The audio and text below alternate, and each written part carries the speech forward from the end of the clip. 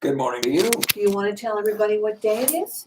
This is a special Moon Day Okay. in the nation because it was the anniversary 50 years ago today. It was the walk on the moon. Can you imagine that? It's been 50 years? Good grief. And I was covering it at NASA for 3 consecutive days in Houston, and it was such a miraculous thing when you saw these men on the moon. I mean, when I was a kid, you would have never even dreamed of something like that.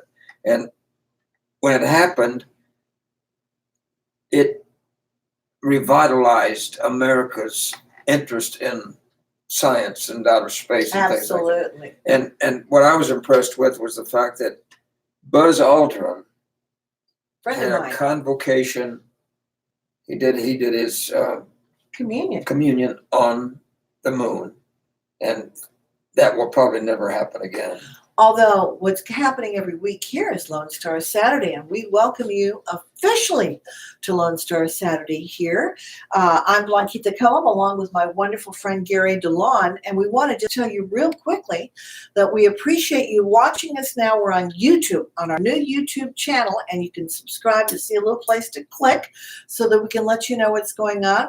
We have a fantastic guest that's joining us, Lee Spencer White of the Alamo Descendants, Descendants. Did I get that It's a right? long name, Good absolutely. grief. And we're going to talk to you in just a minute.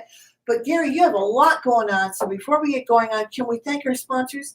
Because Yes, we you know need to. we've got John Lester, LesterInsure1.com, great insurance, who is a wonderful guy. And for whatever kind of insurance you need for your home, for your boat, for your car, for your family, for your health, Lester Insurance, John Lester Insure One. And also by Dave Saylor's Acadiana Cafe. Yum. 35 years ago, he and Frenchie Guidry got together. He was a great crawfish expert, Cajun, of course, and they left their location in Jackson, Keller, moved down to 410 near the Calabria Cutoff, and it is the best fish tasting appetite menu and result. He's speechless. He Oh, loves the food so I tell you, much. it's a great place, and it's if you've never eaten there, that it's 410, and just as you get to Westover, there it is, right on the It's right. fabulous. It's legendary. It's wonderful. And this is also called Moon Day because of the anniversary, 50th anniversary of the moon walk by those wonderful heroes. To me, they're heroes. Neil Armstrong, Buzz Aldrin, Michael Cooper, right? Michael Collins. Michael Collins. That's right. And when he took communion on the moon, if I may quote from Matthew Yeah.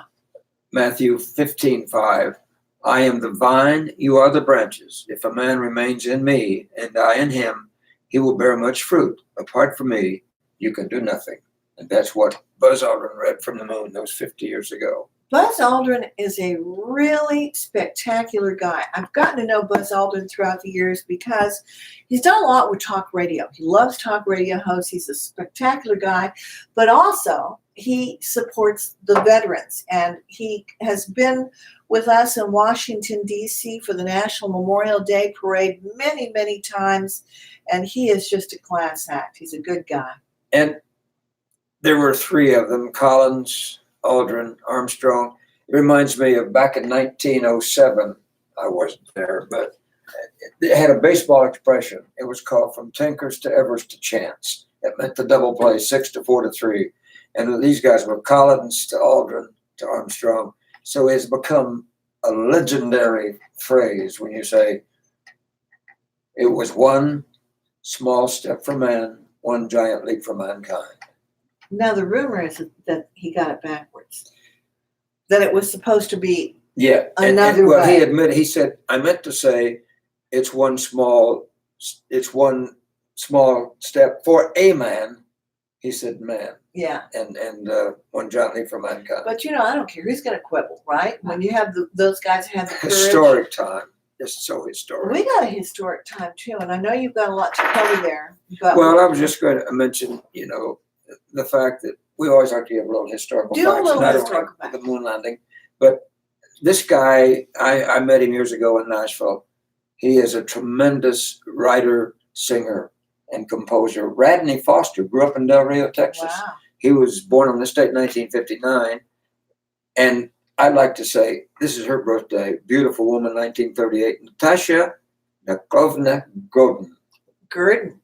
And her Gurdon. name And you know is, who she was? Natalie Wood. She Mhm. was Natalie Wood. She was Russian. And Diana Rigg was born in 38. 33 was Chuck Daly, because now that's a name you may not be familiar with. Chuck Daly was a great player and Hall of Fame basketball coach. He died in 2009.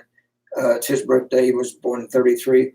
And Sir Edmund Hillary, 1919, the first man to scale Mount Everest. And I have one more. I have a Henry too. go ahead. I want to say hello to my good friend and who I think is really become a role model for a lot of people, Ed Henry. Ed Henry, Tremendous who's guy. on Fox, is taking a little bit of a time off. He donated part of his liver to his sister to save her life. Yes. He's recovering quite well, and today is Ed Henry's birthday. So if you get a chance, drop him a little note and wish him happy birthday, because he's recovering quite well, and I understand his sister's doing well too. And it's also a birthday for one last movie actress. I met her in Hollywood, and she was absolutely gorgeous. Her name was Lola Albright. Oh, married to Craig Stevens. Yes. Peter Gunn. Peter Gunn. And one of the most popular theme songs of the 50s and 60s. From also for the Blues Brothers. Remember, they used that Yes. theme song in the They Blues did. Brothers. Yeah. And this is for those ancestors of Sitting Bull. On this date of 1881, he was a fugitive since the Battle of the Little Bighorn. He surrendered to federal troops in Montana, 1881, Sitting Bull. Now we got all the Sitting Bull going on in D.C. We may have it in we Austin. can't use that term. Almost in Austin, because we have to introduce our guests. So Yes, we do. Lee Spencer White, you have been out there trying to protect the Alamo. You remember the Alamo, and there's been all this concern that they wanted to move the cenotaph. They're going to spend millions of dollars to do that. And what you have been talking about it as an unverified cemetery, and I know you've been fighting to protect it. What's the status right now? What's happened, Lee? We just returned, my attorney and myself, from a Texas Historical Commission meeting in Paris, Texas. The Texas Historical Commission travels around to various parts of the state to hold their quarterly meetings. We actually applied for the Alamo to be designated as an unverified cemetery. And why we went under that status is it actually triggers the health and safety codes. And according to the THC website, for those that don't realize what an unverified I was just going cemetery to is, say, tell people what that means. an unverified cemetery is defined as a location having some evidence of interment, but in which the presence of one or more unmarked graves have not been verified. And this law was actually added in September of 2015, I believe. 2017, I'm sorry. So we filed 90-page brief, which included all of the Indian record burials from the Catholic Church, included all the archaeological digs that have ever been performed in or around the Alamo, the actual documentation. We included old newspaper accounts, but because of course this is it's almost 200 years since the battle. So we have a lot of discoveries of defender remains and charred remains from, like, say, the 20s and 30s. And so we included that. We included the maps from the original missions, all the historic maps. Bottom line, we proved that not only through bones we found and in modern times too, so we know under this classification that there are remains there. And we also know that there are defender remains there. And I include a U.S. Army 1847 report stating when we went to clear the timbers in the chapel, we found 2 Alamo defender bodies. Wow. And relics. What And year, we what found year was that? 1847 Wow. by Mr. Edwards. So I included that. I included a lot of things that are not commonly So known. it's possible that those could have been the remains of Bowie, Who Crockett, knows? Travis, whoever. We don't know who it would have been. You could but- identify him now, probably. No. Well, you could if the bones are intact, you know. Right. So what I'm asking for is them to designate this, to slow down, not just to do whatever, and to go by the health and safety codes of the state of Texas, which would mean any archaeological digs would need to be supervised. The lineal descendants need to be included in those digs. If you have an ancestor, whether it be a Spanish Presidio soldier, an Alamo defender, or a Mission Indian, you should be at the table. That's all we're saying. It's very simple. And what are they? Why are they denying it? I mean, that just seems to me, it's hard for me to even imagine that they could say it's not an unverified cemetery. It's shocking to me as well. It blows your mind, especially when you talk about these two bodies that were found in 1847. So what did they say to you, Lee? Well, the GLO attorney, that's the General Land Office, who actually oversees the Alamo, they had their head attorney there, and he basically stood up and told the commission that if they voted to make this an unverified cemetery, that it would stop the Alamo plan. The Alamo Reimagined plan would be stopped. Well, they clear everything out. Right, which is totally not true. It would not stop it. It would not stop your museum. It would not stop your reconstruction and restoration of the buildings. It would make you have to stop, slow down, and do a more thoughtful, scholarly investigation of the ground. Does this include the moving of the cenotaph? Now, I will tell you, it would trigger that cenotaph would then become a memorial or a headstone, and they would not be able to move that. Let me ask you this, because you and I have talked before about this on the air, and with the cenotaph, there isn't a real gravestone anywhere for the Alamo, and that has been considered, at least from my understanding, as a gravestone. Is there any documentation in any print in any place that suggests that that was considered a gravestone at some point? Well, Copini himself, who is the sculptor of the cenotaph, he states he chose that particular spot because it's the heart of the fort. Now, we do have secondary accounts that there were bodies burned in that location prior to them moving everyone out, dragging them out the gates, and stacking them like firewood and burning them. Now, you know, one thing that history is clear on, Santa Anna took the bodies and burned them, but he didn't burn all of them. And so that's why we're stating that you need to declare this an Alamo Defender Cemetery. We need somewhere to be able to go as families, the public to go, to be a quiet moment, a reflective moment, because Santa Anna's purpose in burning those bodies was to nullify, diminish their memory. And each day we don't declare that a cemetery, we're advocating that. We are perpetuating that. And I don't know that people have really thought about it. Are you going to let Santa Anna get away with this? Are you going to do the right thing? You know, Texans have always said, oh, remember the Alamo. For a long time, we've always remembered the Alamo. I'm saying revere the Alamo. Revere it. Respect the Alamo. And make sure that that is declared a cemetery, so it would also govern what's appropriate and what's not appropriate. How many total victims did they say actually died at the Alamo? Well, we have 200 men. We have 2 children under the age of 10, and we have 1 African-American woman who died defending one of the cannons. Wow.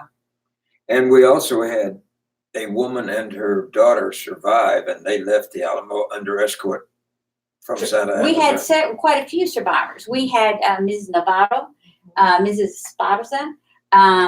Joe. We had Joe, the African-American slave of Travis. We actually have about 16 to 18 survivors of the Alamo. Tomlinson, wasn't that the name of the woman with her daughter, I think? No, Dickinson. Mrs. Dickinson. Yeah. Susanna Dickinson. Susanna Dickinson. She was the only Anglo survivor that came out in Santa Ana. She ended up going to Galveston, I understand.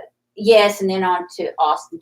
But the Santa Ana gave a letter to her to take back to frighten the rest of the colonists, saying, you know, see what we've done at the Alamo, you tell your story, and we were going to come and do that to you. So it was a terrorist. Let me ask you about, because again, a lot of people are wondering, what's the rush?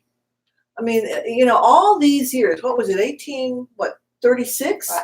Right. 13 days? Right. And what's the rush right now? Who benefits from moving the cenotaph what's the purpose Can't now? see anybody. that would benefit Is it, well, yeah, but some, I guess you're probably right, Gary, but I lived in DC just 26 years too long. And I always say when there's such a big rush, follow the money, because I got to wonder why that they're pushing this movement of the cenotaph. What's the purpose? What are you hearing? Well, again, I'm not real sure, but I can tell you it is a bum's rush. That's exactly what it is. They've taken their jolly sweet time, a number of years, to actually start with restoration of the buildings or doing anything. There's no reason why you can't start with your museum. What's the bum's rush about clearing off that plaza? What is with that? And why are you going to dig down 18 inches, 20 inches and make that a little nice reflecting pool and the next big flood when your sump pumps don't work? So there's a lot of issues. Especially when potentially there's bodies down there and there's bones down there. Some of the sources that I've heard from suggest that they're concerned that the bones will be taken out without the appropriate investigation or analysis and they may be discarded. Is this something I'm hearing from people that may not be, shall we say, verifiable? And do you think that's something that people need to be worried about? I'm concerned because the lack of transparency thus far and the track record of the General Land Office, and particularly their CEO, Douglas McDonald. They tend to like to work out of the spotlight. I have a very good source that tells me that they're not going to declare when they actually come across bones. They're not going to say anything. Wow. They're going to keep it on the down low, and more likely rebury them where they are. But there will be no investigation on who they were. And the horrible thing is they are excluding the lineal descendants. Whether you're a Presidio soldier descendant, an Alamo descendant, an Indian descendant, you should have a right to be there and see the report. Well, the city has already done something with the Colonel Travis statue, and they still don't know where it is. And to me, that was a travesty. Yeah, but it's contemporary, though. And no, but it's still part of the history. It's still part of the fact that we're trying. I agree with you on that. I think that they're being careless, but the most revered, shall we say, sanctuary of our history here in San Antonio is the Alamo. And it was a church. We have no idea. I mean, so much was taken down around the Alamo. And people will come and they'll tell me, and you probably heard this too, Gary, people say it's not as big as I thought it was. But what about any kind of historical, archaeological association that would have any influence about its, preservation and about how this dig is going to happen? Well, the General Land Office has hired archaeologists, and to my knowledge, they're honorable, good people and going to do a great job. It's just their reports won't be shared with the rest of us.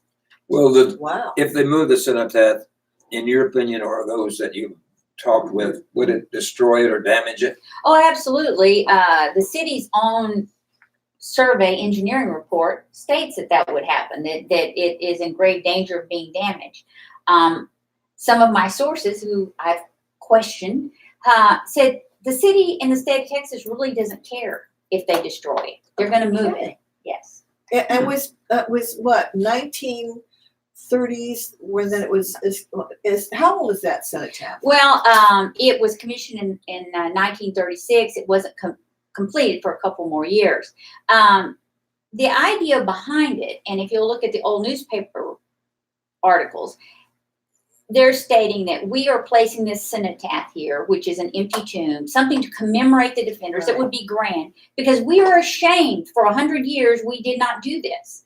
The defenders had not had one single monument built to them in the city of San Antonio or at the Alamo, right, to commemorate. And in this article, they're saying, we're sad that the city's encroached upon this site, and this is our way of redeeming ourselves. We feel very sad that this has occurred.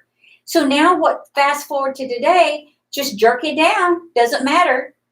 I remember when Jay Cassell had the display across the Alamo, all the slide presentations and some video in with it.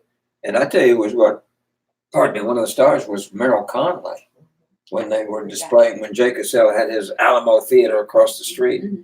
And of course that, was just doing nothing but contributing to the history of the Alamo, and this is going to cost money. So how are you raising money to fight this effort by the state? Well, I have a GoFundMe, which is Save the Cenotaph, and anyone can Google it. If you'd like to Well, help. we're going to put it up here on our screen Wonderful. too, that you'll be able to see a little bit later. Save the Cenotaph, which is a GoFundMe site. Go ahead, Lee. I'm sorry. How much money will it take? At this point, we're looking at probably $75,000 if we're going to go federal. Wow. It's a lot of money. Yeah. But this is the only way we can fight these people with very deep pockets, which line their pockets with your tax dollars. Well, So, how about some philanthropists who might be interested in preserving this? Have you been contacted by anyone like that? no, I haven't. I've had a few sizable donations that have gotten us thus far.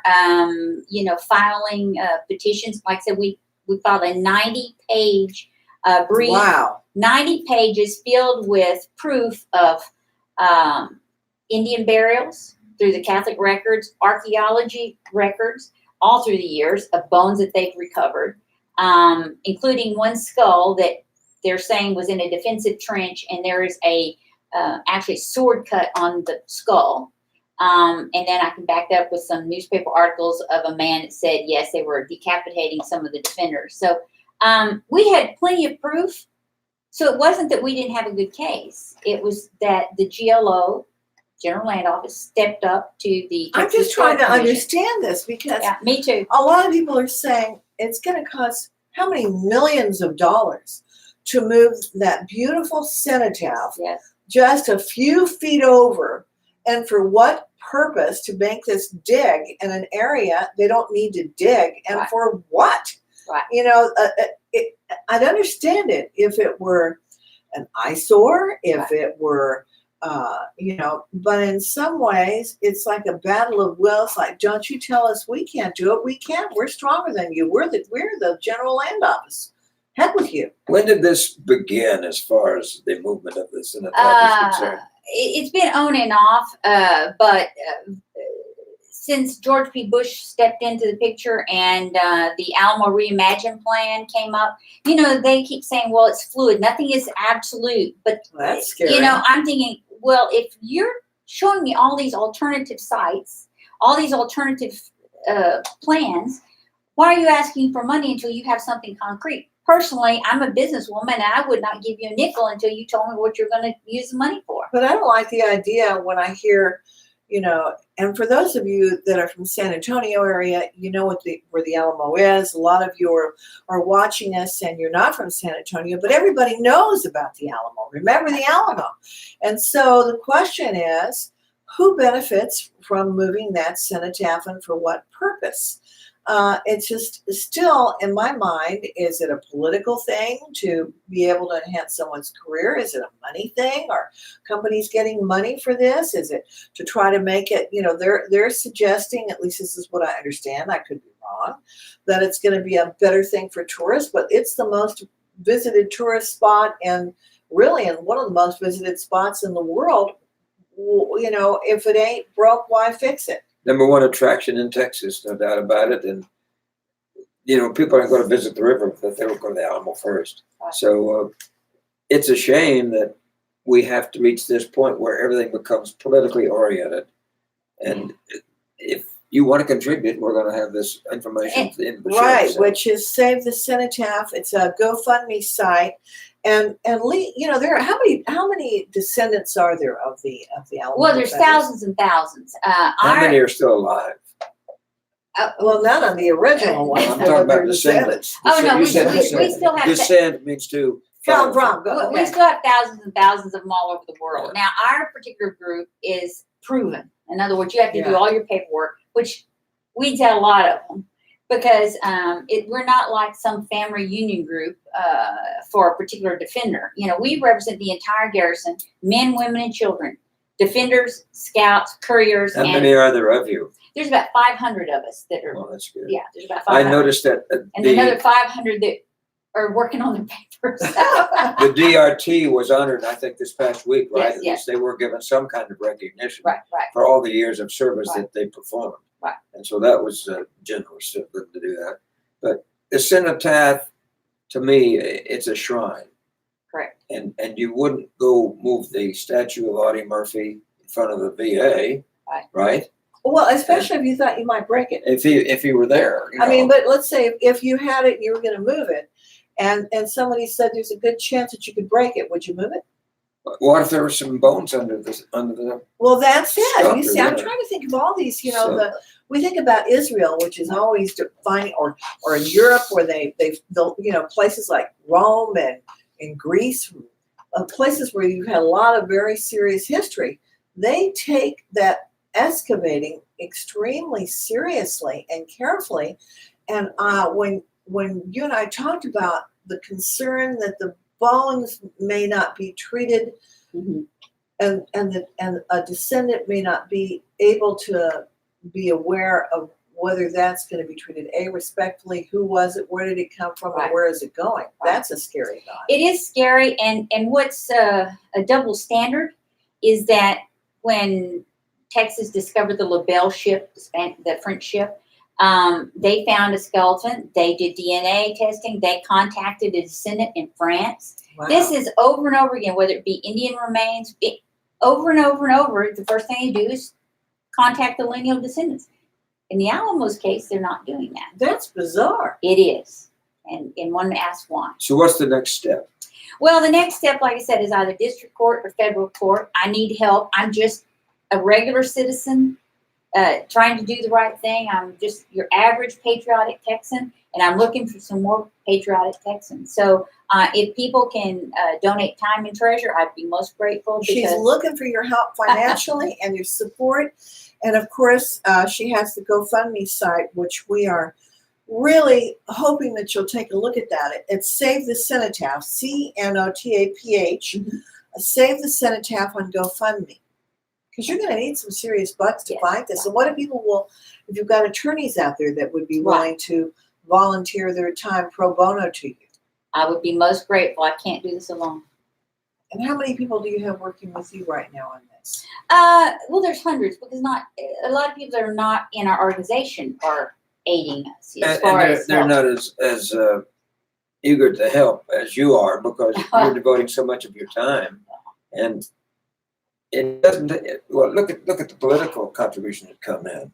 You know, $1 here, $5 there. Anything will help you. in this Anything effort. will. We'll be most grateful. And down the road, I think that as we look toward the future, we can't forget the past. Absolutely. And if the movement of the cenotaph, and if it's destroyed or it's hurt or it's ruined, and they discover all these bones and they're not treated with the appropriate respect, really, I can't understand any politician not taking that into consideration, because really, the people of Texas are going to be furious, and they're going to say, how could they allow this to happen?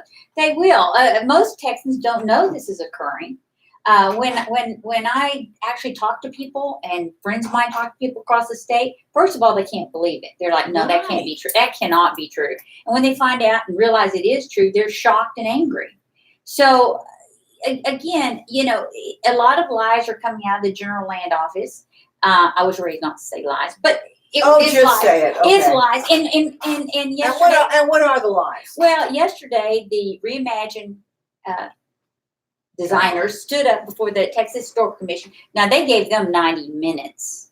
And they knew the cenotaph would be a sensitive topic. Because one thing we have done is in the last 2 years, we've brought more attention to it, and everyone knows it's a sensitive topic. Right. But they sat there and flat-footed lied, saying, well, you know what? We were pleasantly surprised to find out the choice that we made on location to move the cenotaph is where the original designers wanted it. Well, that's just a lie.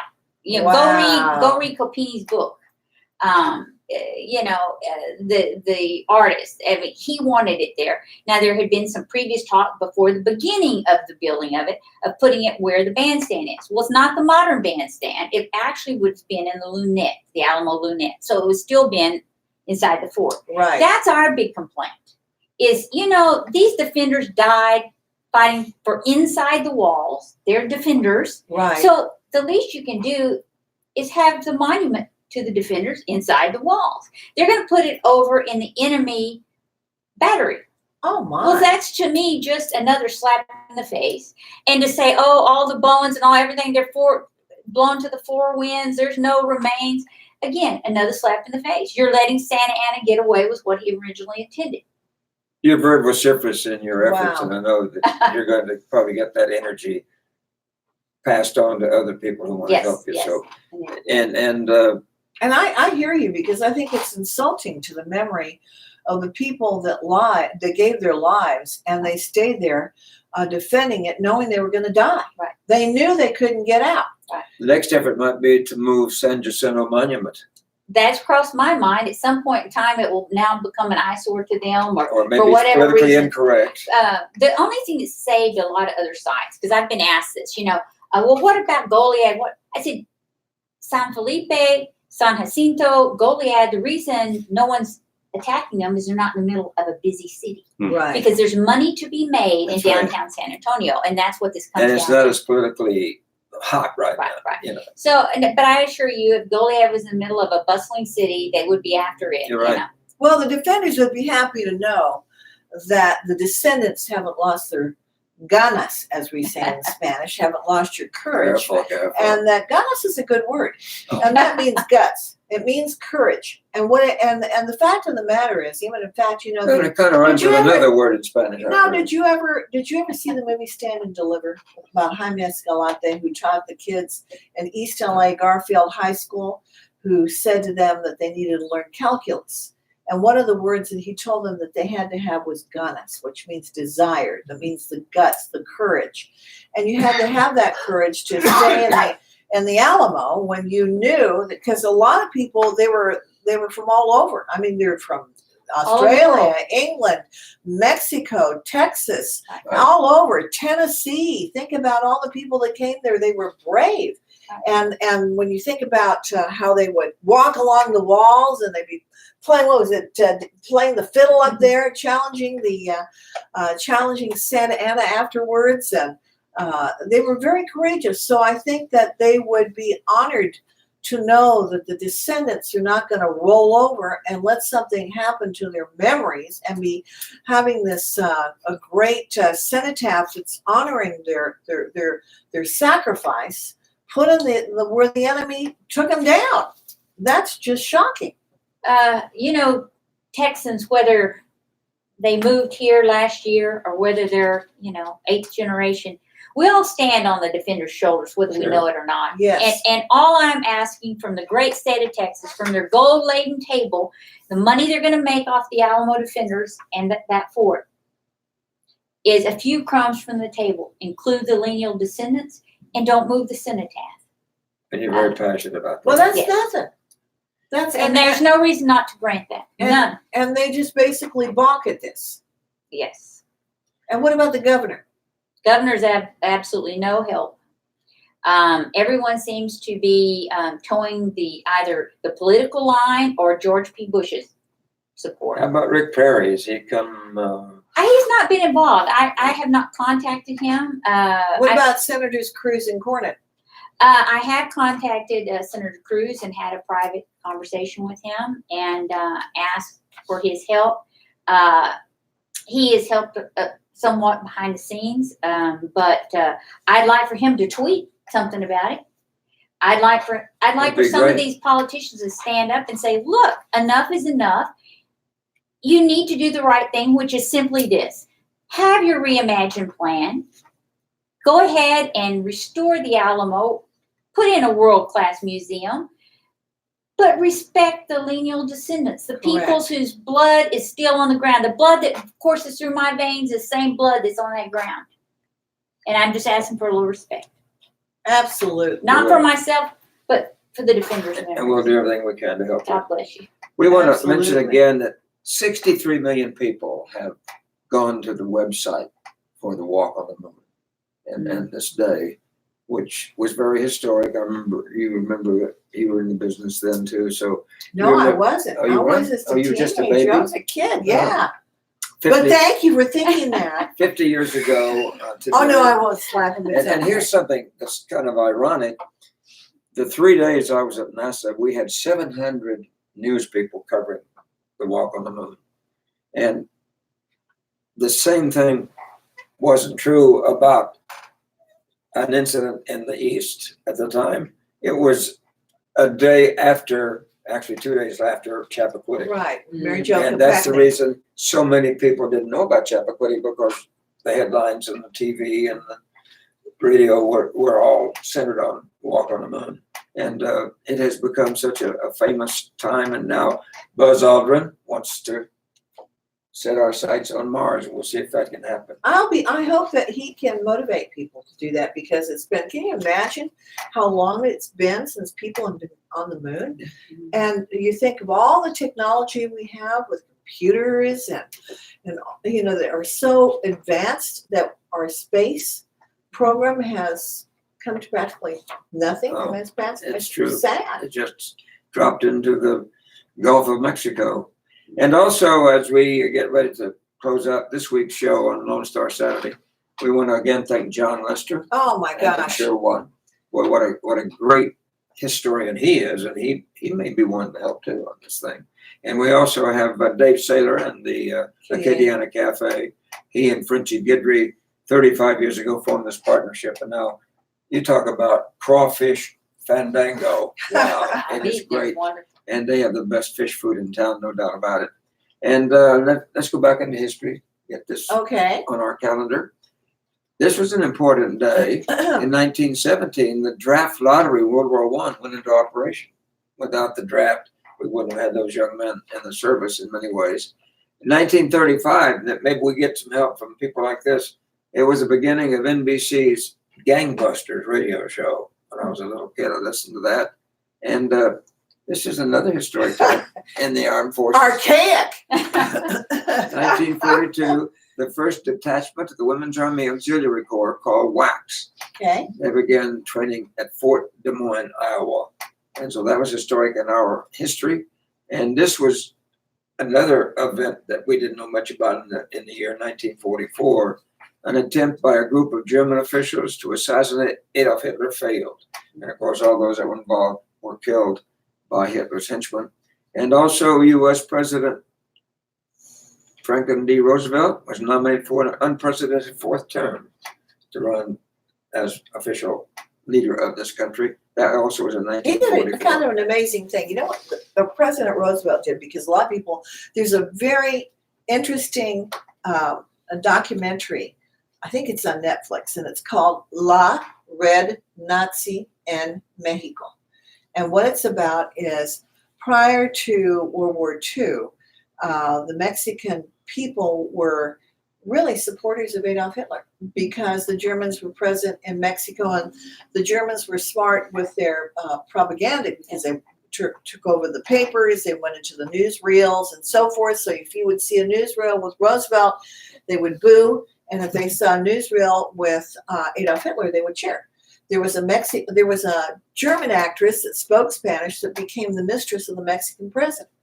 Well, where FDR was smart, and in fact, there was a submarine that was supposed to have been headed towards the Pacific coast, okay, of the United States.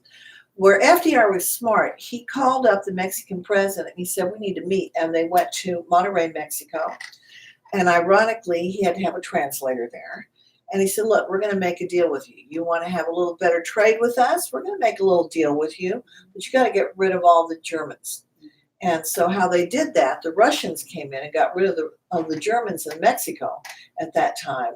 And that, I thought, was a very smart negotiation that FDR did. We need a little bit of that kind of negotiation going on with the border right now.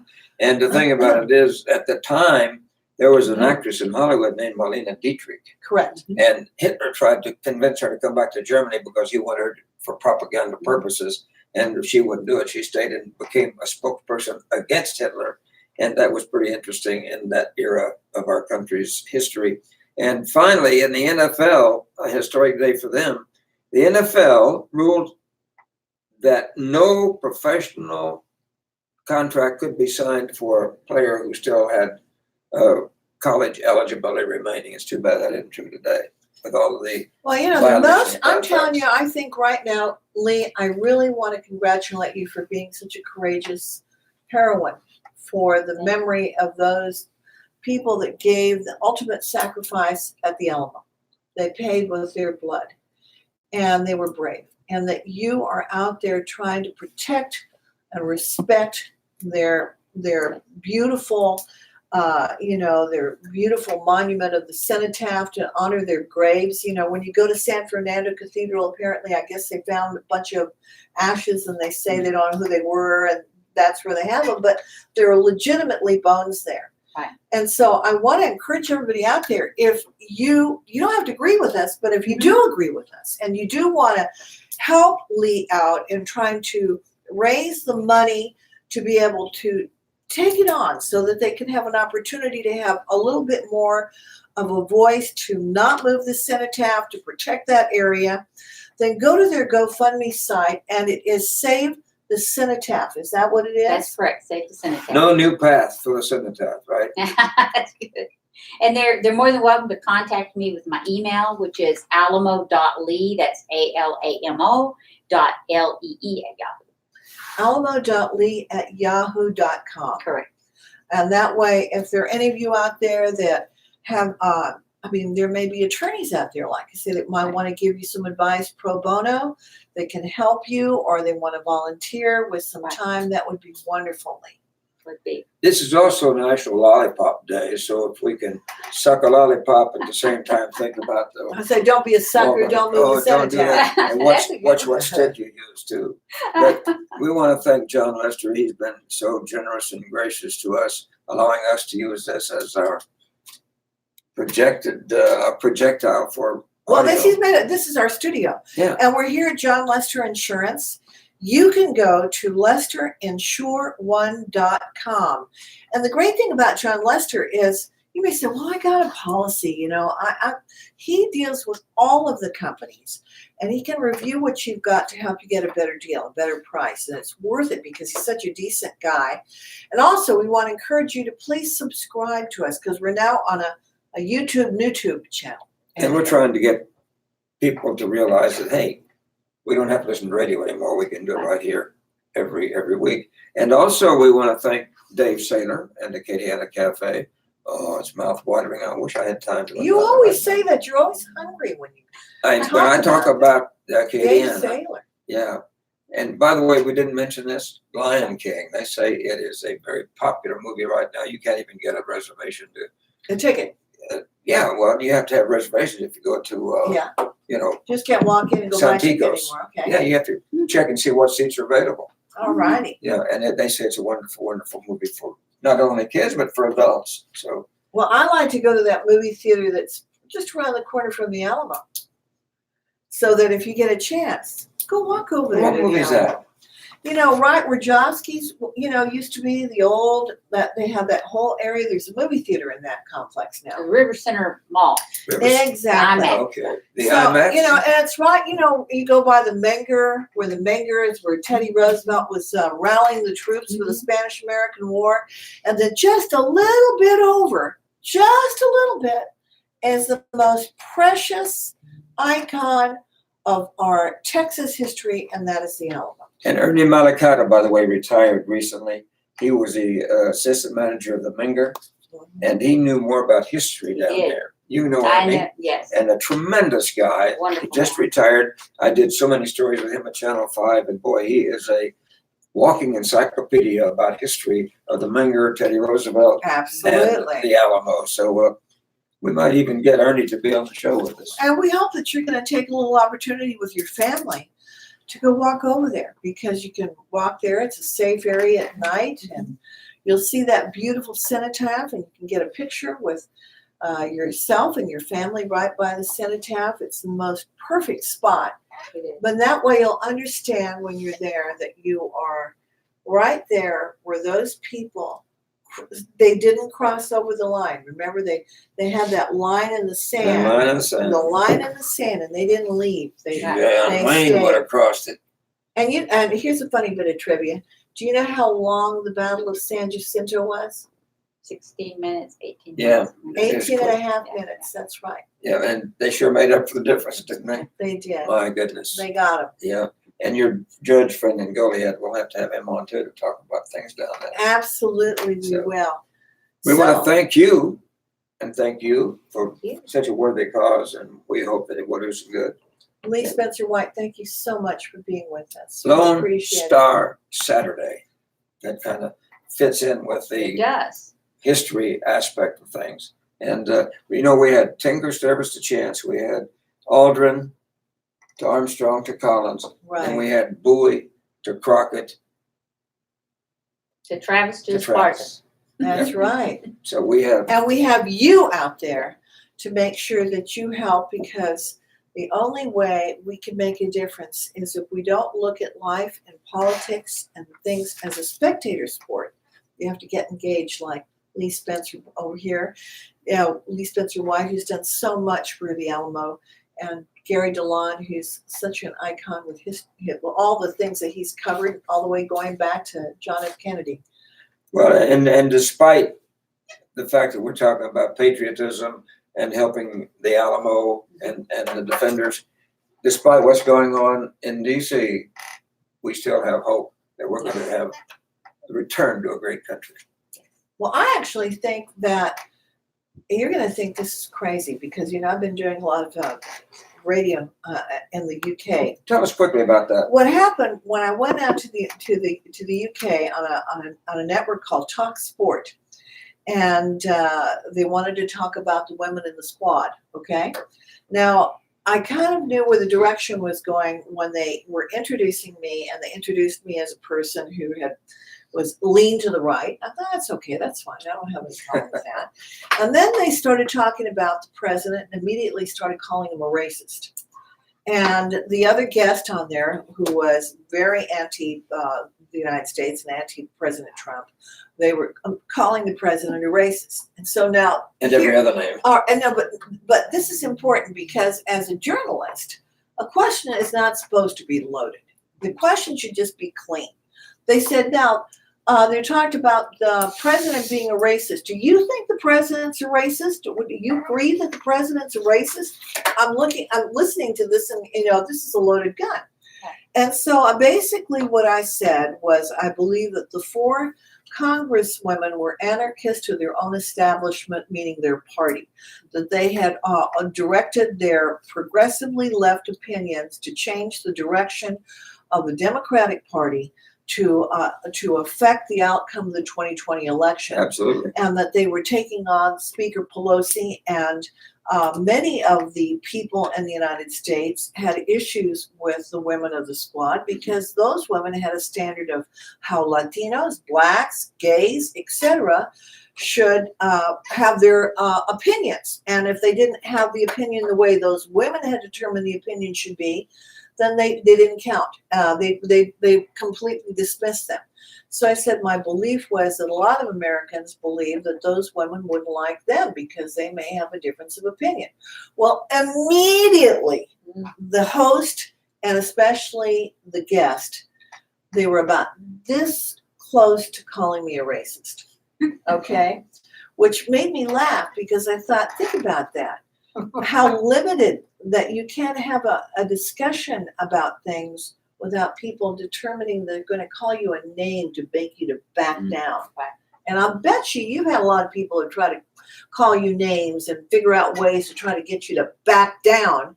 And you're not a person that backs down. No, I'm not. And as far as bringing up racism, I represent Hispanics, African Americans, women, children. So Brits, Aussies, everybody. Bring it on. Yeah. No, that won't stick. Yeah. And hear ya. and my message is clean and pure, and I have no motive, so they can't touch me Absolutely. because I'm coming from the heart.